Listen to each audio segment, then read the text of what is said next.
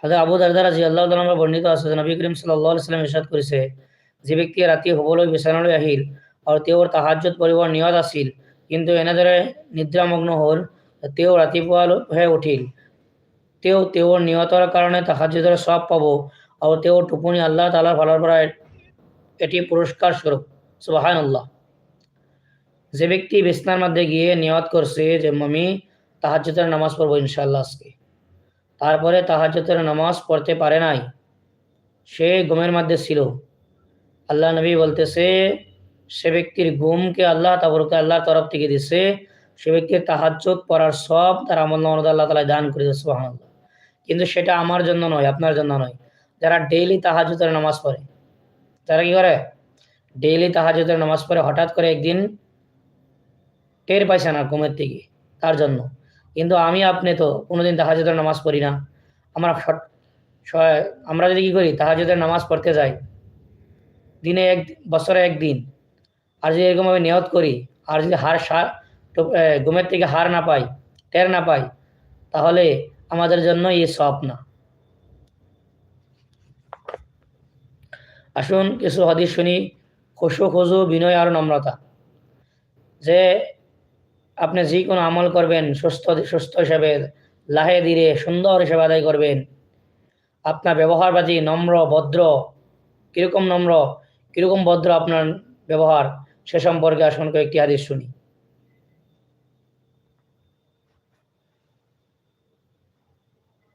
হযরত উসমান রাদিয়াল্লাহু তাআলা কইছে যে মই রাসূলুল্লাহ সাল্লাল্লাহু আলাইহি ওয়াসাল্লামকে ইরশাদ করিতে শুনিছো, যে কোনো মুসলমানে যিজনে ফরজ নামাজৰ সময় হোৱাৰ পিছত তাৰ বাবে ভালদৰে ওযু কৰে, তাৰ পিছত অত্যন্ত খুশুৰ সৈতে নামাজ পঢ়ে, তাত ৰুকু সুন্দৰকৈ কৰে, তেওঁৰ এই নামাজ তেওঁৰ আগৰ গুনাহৰ বাবে কাফাৰা হৈ যায়, যেতিয়ালৈকে তেওঁ কোনো কবিৰা গুনাহ নকৰে, আৰু নামাজৰ এই ফজিলত তেওঁ সদায় পাই থাকে। সুবহানাল্লাহ।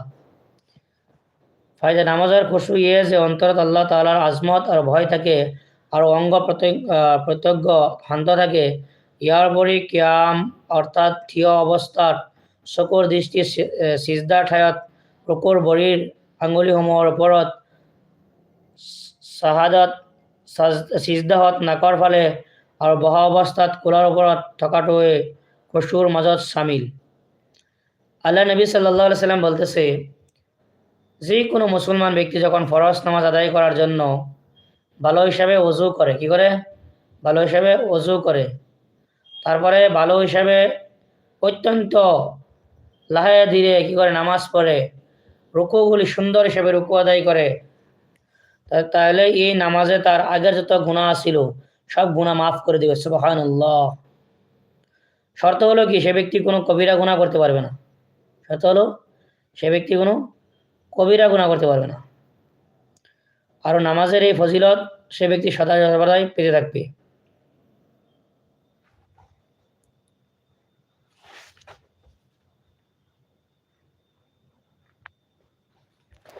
আজকে এই পর্যন্তই। যদি আপনারা তালিম শোনেন, প্রিয় ভাই বোনেরা, যদি আপনারা তালিম শোনেন, বহুতে বলবেন হুজুর আপনি কি ভাষাতে পড়লেন, বসাইলেন, আসামিতে পড়লেন, বাংলাতে বোঝাইলেন। যে আমি বলতেছি ইনশাআল্লাহ কালকে থেকে বাংলা দিয়ে পড়বো, বাংলা দিয়ে বোঝাইবো, আসামিজ চলবে না। বাংলা দিয়ে পড়বো, বাংলা দিয়ে বোঝাইবো আপনাদের। আপনারা কি তালিম শুনবেন? যদি আপনারা তালিম শুনেন, আপনারা কমেন্ট করবেন যে আপনারা যে হুজুর আমরা তালিম শুনবো, তাহলে আপনি নিশ্চয় একটি নির্ধারিত সময় বের করে আপনাদের জন্য আমি তালিম করব। প্রত্যেকটা বিষয় থেকে, ইমান থেকে, দাওয়াত থেকে, দাওয়াত তাবলীগ, ইকরার মুসলিম, ইখলাসে নিয়ত, ওয়াহিদ কথাবার্তা, প্রত্যেকটা বিষয় থেকে আমি কমসে কম 10টি হাদিস আপনার সম্মুখে তেলাওয়াত পড়বো। আপনি পরে বোঝাই দিব। আপনারা যদি শুনেন তাহলে আপনারা কমেন্টে বলবেন, ইনশাআল্লাহ আপনাদেরকে আমি তালিম পড়ে শোনাইব এবং আপনাদের সম্মুখে আমি সুন্দর হিসেবে সেই হাদিসগুলি বুঝিয়ে দিব। আমি আশা করছি আপনারা শুনবেন। আপনারা শুনলে কমেন্টে জানাবেন। আজকে এই পর্যন্তই। আসসালামু আলাইকুম ওয়া রাহমাতুল্লাহি ওয়া বারাকাতুহু।